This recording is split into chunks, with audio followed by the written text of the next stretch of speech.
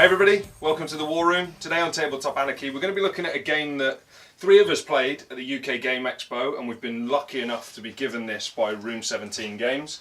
We're going to take a look at Miremarsh. So you guys have played it, we've had a little run through, haven't we? Yeah. So we're just going to talk about the game basically and what we think of it. Yeah, the best way I found to describe it is it's a random tile laying and push your luck style game.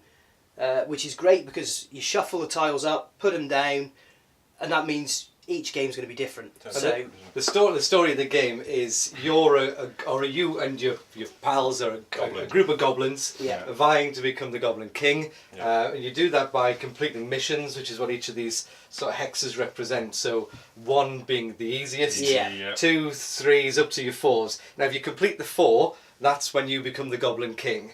So that's the best way to win. It's not the only way to win. The second way to win is being the only one left. So eventually you will run out of goblins, and you'll just lose. You lose your turn. You don't go, and then you play until last man standing, or whoever gets to the last tiles. Or everybody loses their fish except for the last person. Which your fish is basically like your movement tracker. Once you've been, you discard a fish.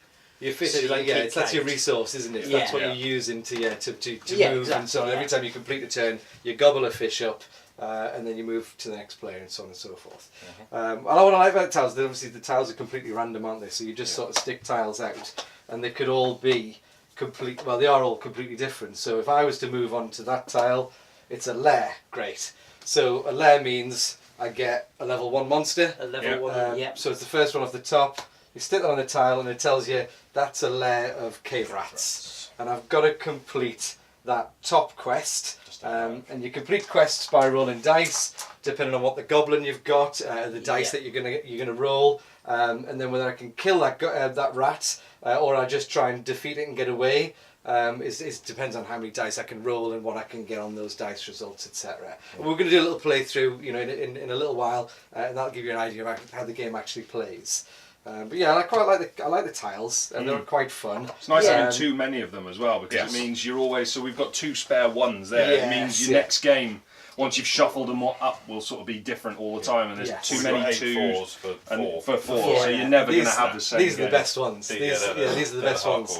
So these are your final quests. So steal a baby, just destroy the fairy court, bribe the dwarfs, kill the king, loot the adventurer's camp, and so on and so forth. And it's all quite funny, dark, sinister quests that the goblins are going to do.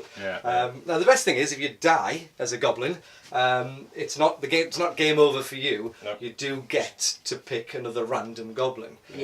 Just discard the card and move on to the next. Yeah, exactly. That's another great thing, is the amount of goblins that you actually get for a 4-player game. And obviously you shuffle them up, random goblins, but then later on, if you have a preferred goblin, you can try and get him through, or but they all have different abilities. They've got different abilities. They start with different dice. Chuck me one. That one will do.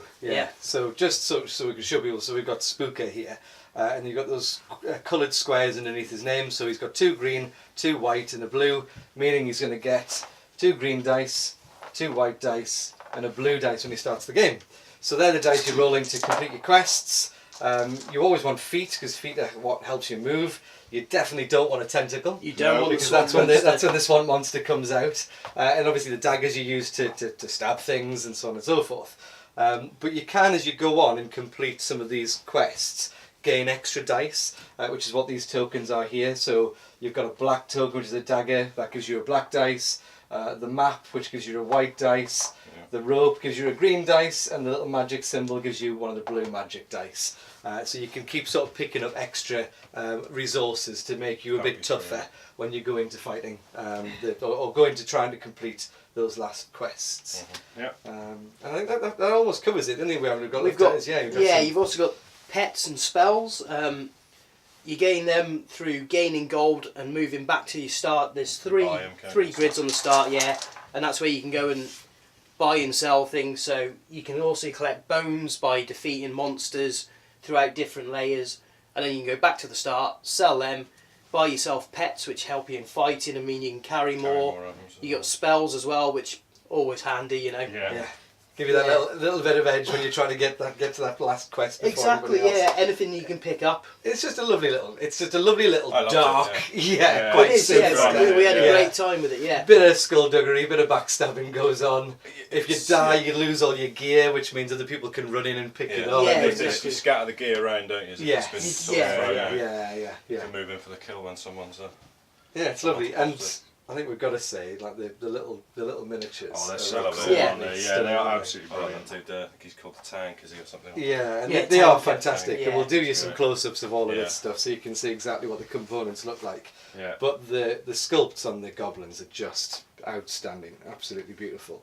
I think Andy's hoping to get some paint on a couple of them for maybe a little painting. Add it to Paint. the list. Painting tutorial. Yeah. Yeah. That ever-growing list. It's not a list anymore, it's an essay. Yeah. But, yeah.